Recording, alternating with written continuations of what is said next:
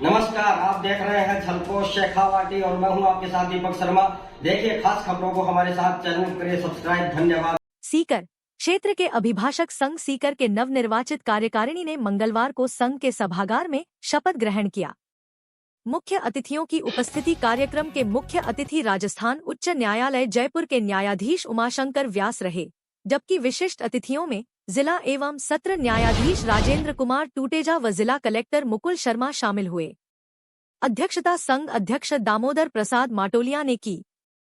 शपथ ग्रहण और पदाधिकारियों की सूची न्यायाधीश उमाशंकर व्यास ने अध्यक्ष दामोदर प्रसाद माटोलिया, महासचिव विजय कुमार शर्मा, उपाध्यक्ष देवी सिंह सेवदा, संयुक्त सचिव किशोर सिंह बिजारनिया, कोषाध्यक्ष सुनीता साई, पुस्तकालय सचिव जयपाल सिंह ओलखा, संयुक्त पुस्तकालय सचिव अनिल कुमार भामू, सामाजिक सचिव राजपाल कुमावत तथा कार्यकारिणी सदस्यों भगवान सिंह घायल, भेभाराम गुर्जर, भीमवाराम मील, श्याम सुंदर पटेल, गिरधारी लाल, सह सदस्य मोहन लाल चिरानिया व इस्लाउद्दीन गौरी को शपथ दिलाई। मुख्य अतिथि व्यास ने अधिवक्ताओं को न्याय व्यवस्था की रीढ़ बताते हुए नई कोर्ट बिल्डिंग में चैम्बर निर्माण का आश्वासन दिया। जिला न्यायाधीश टूटेजा ने बारबेंच के मधुर संबंधों पर बल दिया, जबकि कलेक्टर शर्मा ने अधिवक्ता चैम्बरों के लिए भूमि आवंटन में त्वरित कार्रवाई का वचन दिया। अध्यक्ष माटोलिया ने वकील हितों की रक्षा व चैम्बर निर्माण के लिए प्रयासरत रहने का संकल्प लिया। वरिष्ठ अधिवक्ता भागीरथ सिंह जाखड़ व मुकुंद सिंह ने नई कोर्ट परिसर में चैम्बर, लिटिगेशन सेड व सुविधाओं की मांग उठाई। चुनाव समिति सदस्य पुरुषोत्तम शर्मा, सागर मल घायल व जगदीश भारती का सम्मान किया गया। महासचिव विजय शर्मा ने सभी का आभार जताया, जबकि कार्यक्रम का संचालन राजेंद्र शर्मा ने किया। हमारे जिला जज साहब, जिला कलेक्टर साहब की मौजूद है, अभिभाषक संघ सीकर की कार्यकारिणी संघ की ओर से आप सबका बहुत स्वागत है, आप सबका अभिनंदन है। जोरदार तालियों के साथ इन सभी अतिथियों का स्वागत और सम्मान। मैं आग्रह करूंगा, हमारी करके साफा बना करके जो करते हैं, इसके लिए मेरा आग्रह रहेगा कार्यक्रम को सुव्यवस्थित और गरिमापूर्ण तरीके से संचालन में आप हमारा सहयोग करें, कृपया करें।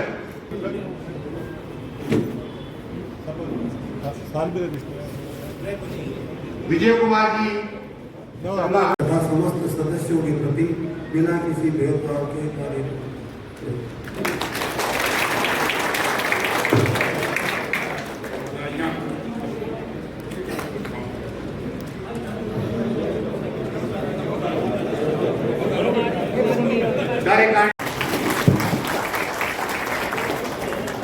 मैं देखा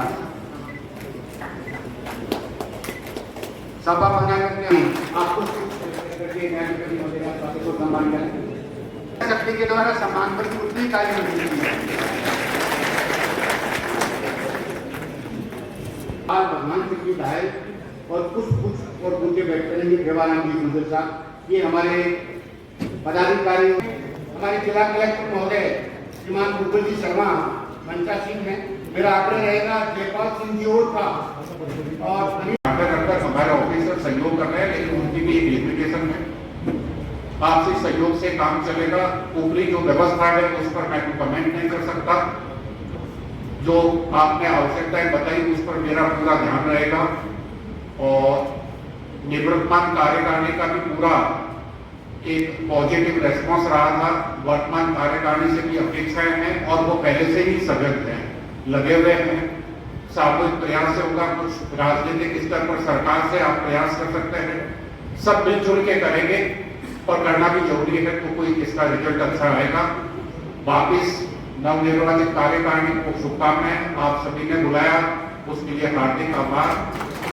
बार और बेंच को एक अलग एस्पेक्ट में नहीं देख सकते। जब तक बार की प्रभावी उपस्थिति और सुविधा के साथ उपस्थिति नहीं हो, तब तक जो है न्याय प्रदान का कार्य नहीं हो सकता। न्यायिक अधिकारियों के लिए भी न्यूनतम आवश्यकताएं पूरी होना आवश्यक है, वैसे ही बार के लिए जरूरी है। आज मैंने आप सबके आग्रह पर बार का परिषद, वो जो नया नेतृत्व परिषद देखा, वाकई उसमें बहुत कुछ करने की जरूरत है। आपने उसके लिए 3 घंटा क्लाइंट को सुनना पड़ता है। और पहली पेशी में जो मेरा अनुभव है, जब पहली पेशी होती है चाहे दावे की चाहे क्रिमिनल की, तो उसमें क्लाइंट के साथ कम से कम 7-8 आदमी और आते हैं। दूसरी पेशी में थोड़ी संख्या कम हो जाती है। तीसरे में जो है क्लाइंट अकेला ही आता है और चौथे में तो फिर एडवोकेट को बुलाना पड़ता है। लेकिन जो भी सामाजिक परिवेश है, उनका वातावरण है, उसमें गवाह भी आता है तो कम से कम 3 आदमियों के साथ आता है। और उनका भी हमें देखना है कि क्लाइंट के बैठने की भी उचित व्यवस्था होनी चाहिए। ये मल्टी स्टोरी का जो है एस्पेक्ट चला है, लेकिन पार्किंग के लिए, कम्युनिकेशन के लिए, मूवमेंट के लिए वो जगह की पर्याप्त कॉरिडोर और बैठने की जगह होनी चाहिए। क्लाइंट कहाँ बैठेंगे? अल्टीमेटली चाहे जुडिशियल ऑफिसर हो चाहे एडवोकेट हो, हम क्लाइंट के लिए तो उनके हितों का भी ध्यान रखना पड़ेगा। अभी कुछ परिसर में कोई ऐसी व्यवस्था नहीं है। बड़े बड़े बरामदे क्लाइंट के बैठने के लिए भी आवश्यकता रहेगी। तो इस और भी मेरा जो है प्रयास रहेगा। और बाकी ये जैसे बैंक है, पोस्ट ऑफिस है, डिस्पेंसरी है, नए एस्पेक्ट के साथ हमें चलना पड़ेगा। एक मिनिमम सुविधा या आवश्यकताएं होगी, लेकिन जो जगह मिली है वो कलेक्टर साहब अभी तक पर्याप्त नहीं है। हाईकोर्ट प्रशासन ने स्वीकार कर दिया, इसलिए हम कुछ बोल नहीं सकते, लेकिन भविष्य में विस्तार की कोई संभावना उसमें नहीं। तो आज अभी बाहर के मेंबर ने बताया था कि इस कोर्ट के दक्षिण दिशा में करीब 2800 मीटर जमीन उपलब्ध है। तो अगर वो अभी आप उपलब्ध करवा सकते हैं तो संभावना तलाशने का प्रयास करें। बात